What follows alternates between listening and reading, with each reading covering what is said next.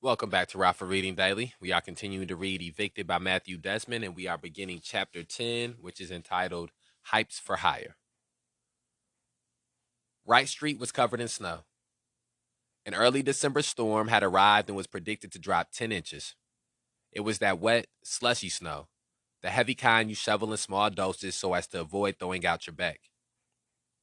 Lamar looked out the window as the snow continued to fall, drinking instant coffee and putting off the job he had to do.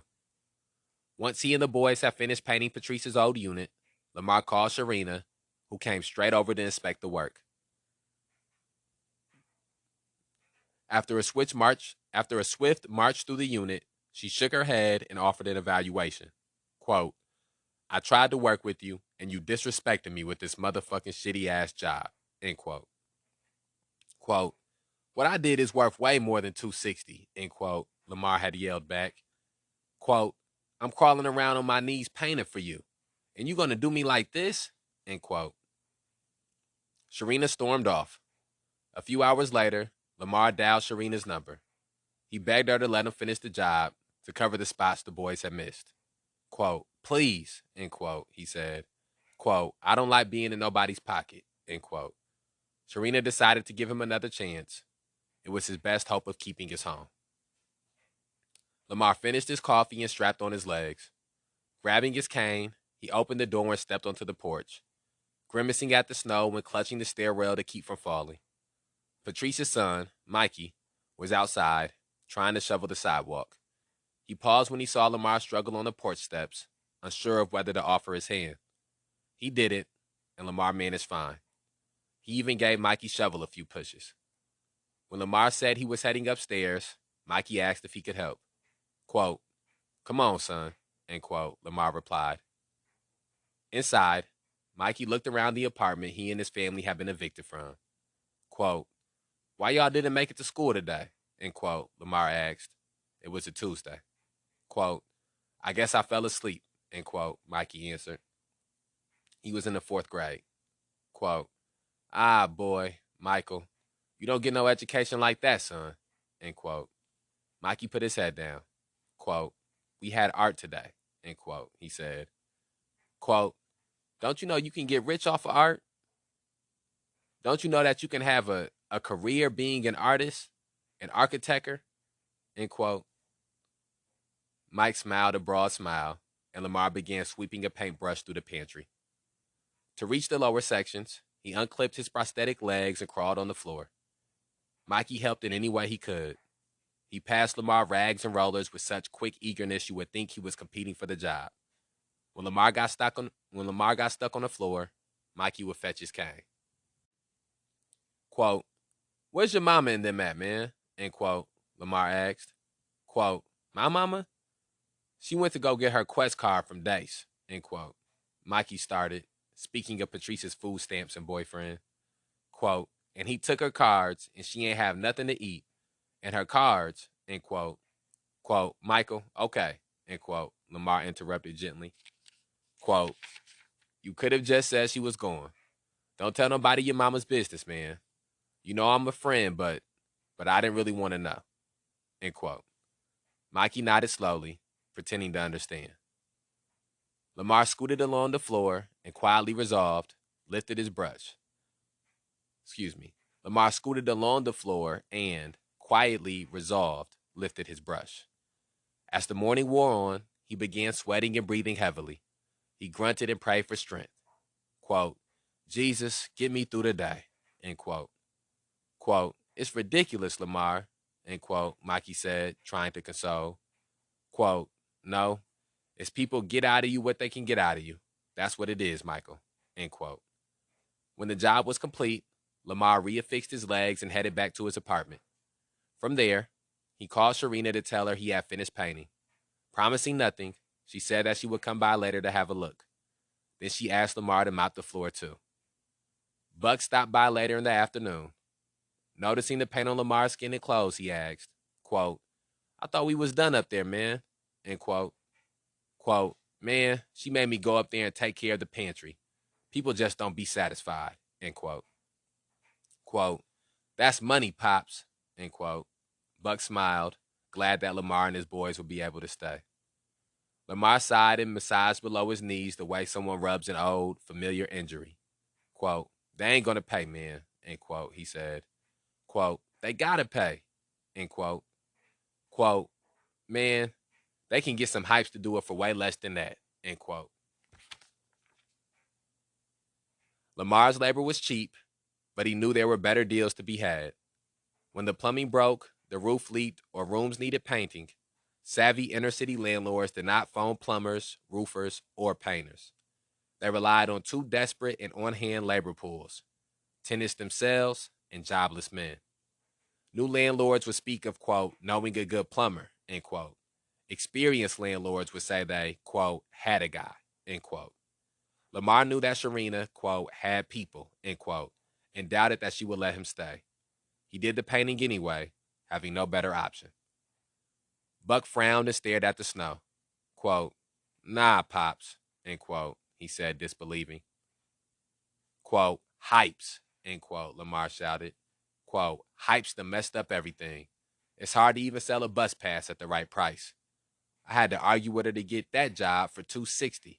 She got guys that'll do it for $100. The whole thing, drywall and all, end quote. And that brings us to a changing of the theme within this chapter. And what stands out to me is just these lives that we're getting a glimpse into. Mikey, we've learned more. We've learned about his family and his mother and his grandmother and their situations. We're seeing how we've seen how the men and how many negative interactions they've had with men, his mother and his grandmother. We see him in the 4th grade sleeping in and missing school and not going to school. We see Lamar struggling to do a job that probably is worth more than $260 to try to keep a roof over his head. We see the landlord being dissatisfied with it. We get a glimpse into one of the ways that another aspect of how these landlords are saving money or making more money, and that's by not getting people who are certified to do certain jobs, but instead trying to essentially exploit people who don't have work or who are desperate to try to keep their home, keep a roof over their heads. And so we just see the desperation is what stands out through this whole book. Is what stands out. But for this passage that we just read specifically, I think what just stands out to me is just the human desperation that is at play, and thinking about how this is happening all over this country in so many different ways and playing out in so many different unique manners. So let's continue reading. The next Tuesday, Lamar woke up to a warm house. He had kept the stove burners on overnight to fend off winter's chill, a common trick used by those who inhabited the North Side's drafty duplexes with old furnaces.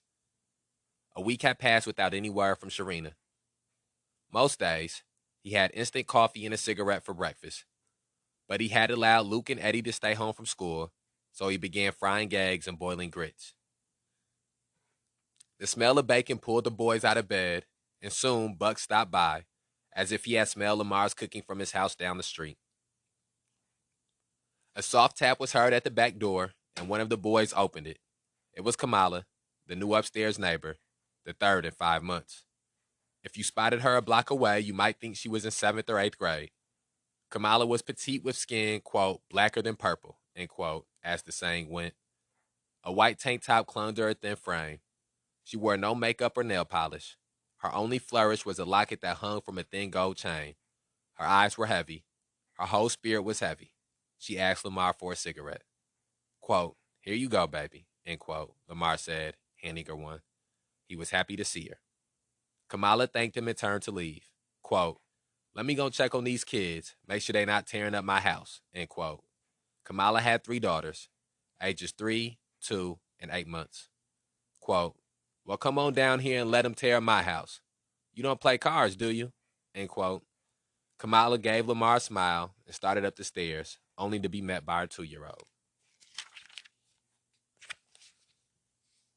Lamar rode his wheelchair up to the girl. Quote, let me see who my little goddaughter's going to be. Hey, how you doing? end quote. The child said something, but her words were woolly and half-formed. She had to repeat herself a few times before Lamar could understand what she was saying. Quote, tummy hurt, end quote. Quote, you hungry? End quote, Lamar asked. Quote, we need to put some weight on her. You cooked yesterday? End quote. It was a pure question, untraced by incrimination. Quote, yeah, but all I got is a microwave up there, end quote, Kamala answered softly. Like many inner city landlords, Sharina and Quentin tried to limit the number of appliances in their units. If you didn't include a stove or refrigerator, you didn't have to fix it when it broke. Quote, huh? Okay, end quote. Lamar spun his chair and pushed himself into the pantry. When he rolled out, there was an electric hot plate on his lap. A few days earlier, after he had first met Kamala, Lamar had said that he, quote, ain't getting too friendly, end quote, with her and her family. Quote, it ain't gonna be no thing like I need a cup of sugar, end quote, he had said. Quote, we ain't doing that. I keep to myself. It works out better, end quote. But there he was, giving Kamala something worth a quite bit more than a cup of sugar. Quote, this was my mom's, end quote, Lamar said. Quote, it cooks its ass off, end quote. Quote, ain't gonna start no fire, end quote, Kamala asked. Quote, it ain't gonna start no fire, end quote. Quote, okay, I'll take care of it. I thank you for it, end quote. Quote, you're welcome, honey. Y'all come down for dinner tonight, end quote. Kamala took the hot plate and her daughter up the stairs. The cards and blunts came out after breakfast. CJ, Patrice's younger brother, came over and watched the game. He wasn't offered a hit and didn't ask for one. Luke's girlfriend showed up and the two shut the bedroom door behind them. The morning passed slowly as milky smoke and the weeds' sweaty pungency filled the house. Just as Lamar and the boys were finishing a blunt, its pleasant effect setting in, someone knocked loudly and confidently on the front door. It sounded like a landlord's knock, or a sheriff's. 4 or 5 hard-knuckle taps in quick succession. Everyone stopped talking and looked at one another. After a moment had passed, Buck called out, quote, who is it? End quote. Quote, it's Colin from the church, end quote. Quote, shit, end quote, Lamar said, at once relieved and annoyed. The boys muffled their laughter. Eddie threw open a window and everyone began frantically waving their hands through the air, pushing the smoke out, laughing harder. Quote, okay, end quote, Lamar whispered, giving the sign to calm down and act normal. Then he had Eddie open the door. If Colin smelled weed, he didn't say anything. He was in his late 20s and white, with unjailed hair, good posture, and a wedding band. In one hand, he carried a Bible and a workbook with the title By Grace Alone. In the other, cookies. After everyone had found a seat in the living room, everyone except Luke and his girl, Colin opened his Bible and dove in. He covered the basics. Quote, for God so loved the world, end quote, John 3:16. Quote, God made him who had no sin to be sin, end quote. 2 Corinthians 5:21. The boys sat quietly, trying to hold on to their high. Then Colin asked them to read some passages.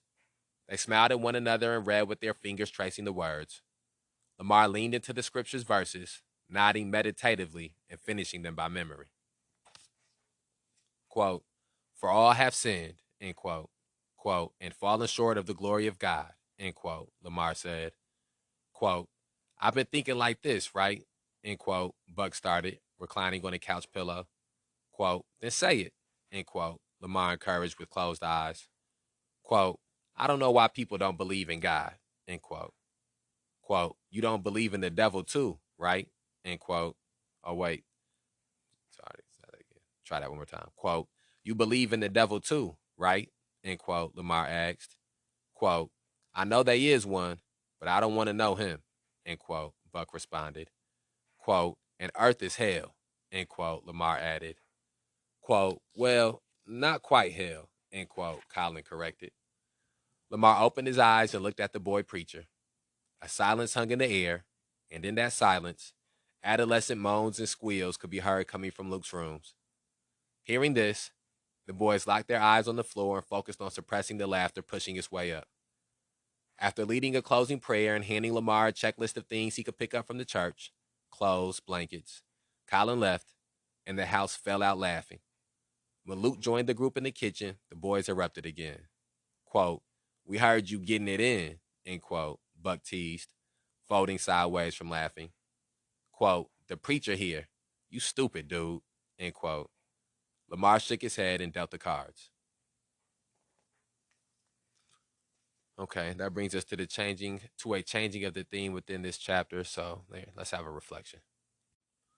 So I think what stands out to me in this passage and in this chapter as a whole too is just Lamar's the presence that Lamar is in this small area.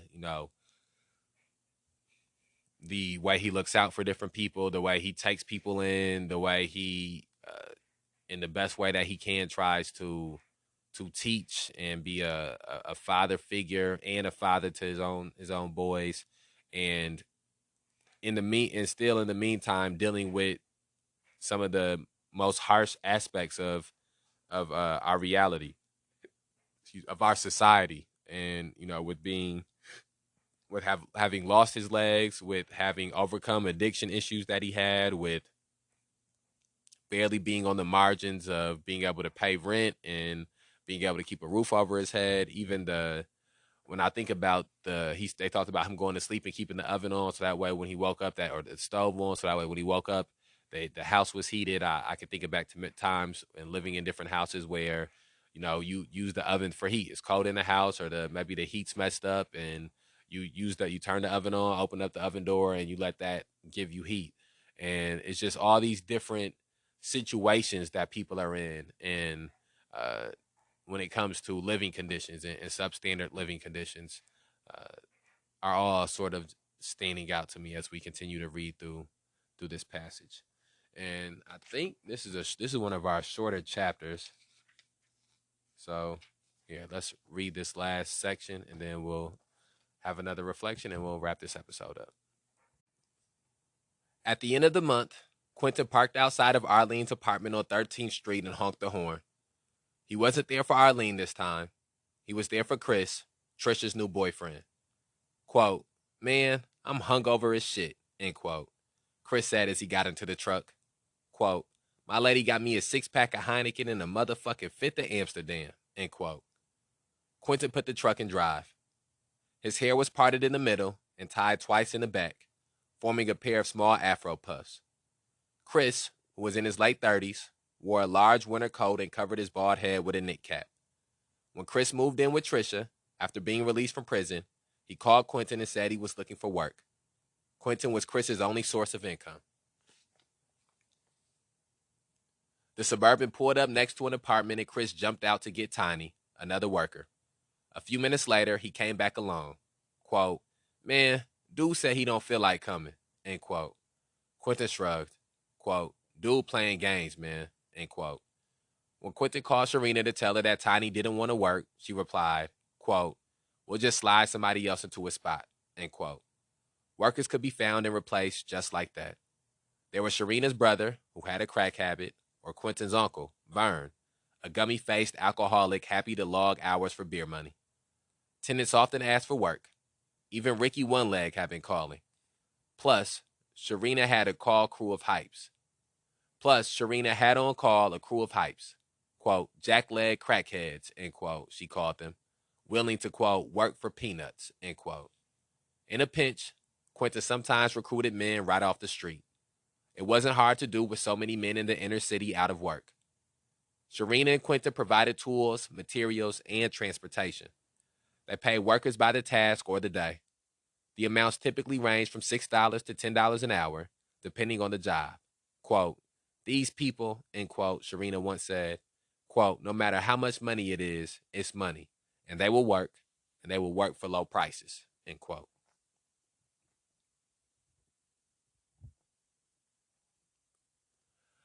Reported high rates of joblessness among black men with little education obscured the fact that many of these men did regularly work, if not in the formal labor market. Some hustling in the underground economy piled the illicit trades, but the biggest drug kingpin in the city would have been envious of the massive cash-paid labor force urban landlords had at their disposal. Quentin dropped off Chris at a newly acquired property he and Sharina were planning on renting to a woman with a housing voucher. Quentin told Chris to steady the staircase railing and fix a door in anticipation of the Section 8 home inspection. Quote, "You know how rent-a-sense this is," end quote, Quentin told Chris. Quote, "Everything gotta be perfect. They be coming with some ugly lists." End quote. Quote, "All right, boy," end quote, Quentin said as he and Chris exchanged the Vice Lords' handshake. In high school, Quentin used to run with the Vice Lords, a street gang that originated in Chicago. He was never very active in the gang, and the 2 times he had been shot were not gang related. Quentin took his first bullet when he was 19. He and his friends were in a heated confrontation with a group of guys when suddenly a van raced up and he heard the pop pop of a 9mm. Quentin was shot in the leg. The second time came a year later during a mugging. That time the bullet lodged in his shoulder blade. The shootings left Quentin on, quote, super alert, end quote. A doctor later would diagnose him with stomach ulcers. Over the years, he had learned to relax. When tenants threatened him, he tried to let it slide. But every so often, something would happen, and Quentin would put back on his black hoodie and black jeans, and Sharina would shoot him a dirty look at the door, but stay quiet because she had learned she couldn't say anything when it got to that point. And Quentin would climb in the Suburban and call his guys and go deal with something. The last time the black hoodie came out, a tenant had intentionally and severely damaged one of his properties, out of spite. Around sunset, after running between Home Depot and Lowe's, where he was on a first-name basis with the cashiers, after transporting this worker and delivering that tool, Quentin popped his head into Patrice's old unit. His Uncle Vern had spent the last 2 days there, gliding polyethylene over the hardwoods and covering up the white paint Lamar and his boys had dripped on the brown trim. Quentin was done negotiating with Lamar, even after he painted the pantry. He left Sharina to deal with him. One thing was certain. If they were paying Uncle Vern, they weren't paying Lamar. He would have to come up with another plan, and fast. Uncle Vern's greasy hair rebelled from all sides of his Baltimore Ravens cap. His pants and flannel shirt were covered in brown paint. His eyes were cloudy and bloodshot. Crumpled aluminum carcasses of drained tall boys, still reserved 211, quote, crack in a can, end quote, littered the stairwell. Quote, "I need my juice," end quote, Uncle Vern told Quentin. Quentin looked around. The work was shoddy but done. Quote, "It's good enough for a tenant to move in," end quote, he answered. Quote, "Huh? This ain't Brookfield," end quote, Uncle Vern laughed, referencing the predominantly white and affluent suburb. Quote, "You know," end quote, Quentin said, quote, "it doesn't even matter, because all they're going to do is tear shit up. Sliding furniture, sliding tables, kids, dogs with claws.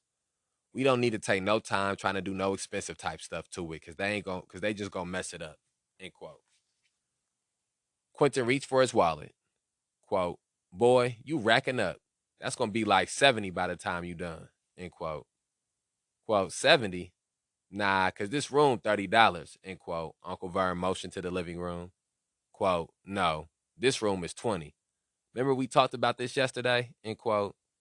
Quote, "No, I was charging $20 and you charging 10 a room," end quote. Uncle Vern laughed nervously. Excuse me. Quote, "Well, then I'll just have Tiny do this then," end quote. This was Quentin and Sharina's normal response when workers asked for more pay. They simply reminded them of their expendability. Uncle Vern backed down. Quote, "Okay, okay," end quote. Quentin counted out the cash and gave his uncle a ride to the liquor store. From their downstairs unit, the Hinkstons had been listening to Quentin and Uncle Vern the whole time. When the men left, Patrice and Natasha snuck upstairs to have a look. Seeing the freshly painted walls and floors, the women sucked their teeth. The new tenant, or at least her payee, Belinda, seemed to know what Patrice did not. Your leverage as a renter was strongest before you moved in. Quote, "It looks so pretty," end quote, said Natasha. Quote, "I'm just, like, mad," end quote. Quote, "Unreal," end quote, Patrice said. Quote, it's like a dream house up here, and you in a rat hole, end quote, Natasha laughed. Patrice didn't join her. Thinking of Sharina, she said, quote, she wouldn't survive a day in our house, end quote. And that brings us to the end of chapter 10 and to the beginning of chapter 11, which is entitled The Hood is Good. And so we will begin that chapter on the next episode. And we're going to wrap this episode up here.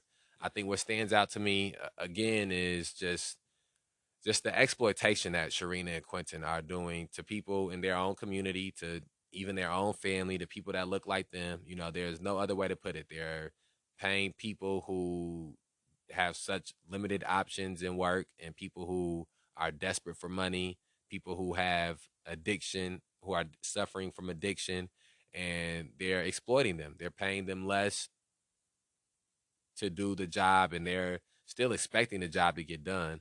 And then even besides that, they it shows how little they care about the people that's moving in. You see what they think about the kind of people, about the people who are moving in. And these are all, for the most part, Black people that they're having these thoughts about. And so when you hear Black people thinking like this, talking like this, acting like this, when it concerns other Black people, it gives you a small glimpse into what other races, how other races view and behave when they're in the position of landlord with Black people. And so you you just really see some of the lack of empathy, you know, and it's, and not even lack of, it is a lack of empathy, but even it's beyond just an empathetic thing, because it's a, they have these biases and these prejudices about people who look like them. Uh, so what we're gonna do here is we're gonna wrap this episode up, and we will be back tomorrow to continue reading Evicted by Matthew Desmond. Remember, we put these episodes out on a daily basis to provide people the opportunity to begin or further their journey in the struggle against police terrorism, mass incarceration, and racial injustice. And I will holler at you tomorrow.